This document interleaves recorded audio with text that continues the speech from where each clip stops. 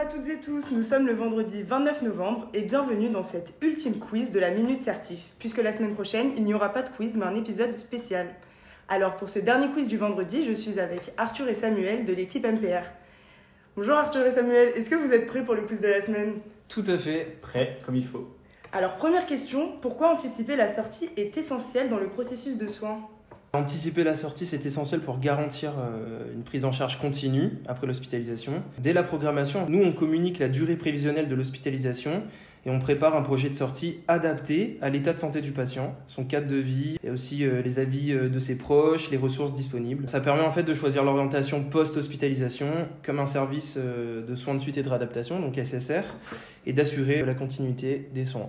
Eh bien, bonne réponse. Cette anticipation permet de minimiser les risques de réhospitalisation et optimise le parcours de soins.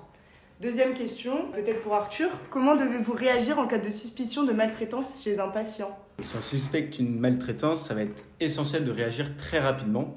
On a une obligation légale d'assistance quand même. Alors en semaine, le signalement il va être effectué soit au médecin référent ou au cadre de santé, avec un appel au service social qui est nécessaire. Et s'il y a une mise en danger qui est immédiate pendant un week-end ou un jour férié, le signalement il va être adressé directement au procureur de la République.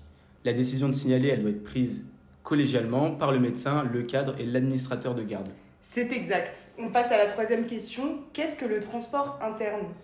Alors, le transport interne, ça désigne tout simplement le déplacement d'un patient au sein de l'hôpital, que ce soit pour une consultation, un examen d'imagerie, une intervention en bloc ou un transfert vers une autre unité d'hospitalisation. Ce processus, il nécessite une grande attention. Et en fait, il doit assurer la sécurité du patient tout en permettant une transmission efficace des informations entre toutes les équipes de soins. Très bonne réponse. Allez, dernière question. Qu'est-ce que l'antibioprophylaxie ? L'antibioprophylaxie, c'est un mot très compliqué qui signifie simplement administrer un antibiotique dans le but de prévenir une infection. Donc, il y a deux situations principales. La première, c'est la prophylaxie post-exposition, qui va intervenir après un contact à un agent infectieux. Et la prophylaxie avant un geste, qui est administrée en anticipation d'un risque avant une intervention, comme par exemple en chirurgie. Alors j'ajoute juste qu'il y a une troisième situation, c'est pour les patients immunodéprimés où on peut être amené à administrer une antibioprophylaxie au long cours. En tout cas, bravo pour vos bonnes réponses et merci d'avoir joué le jeu du quiz de la semaine. Oui, merci beaucoup. Merci. Et plus globalement, un grand merci à tous les participants du quiz de la semaine. Allez, rendez-vous la semaine prochaine pour un nouvel épisode et surtout, n'oubliez pas notre objectif commun, la haute qualité des soins.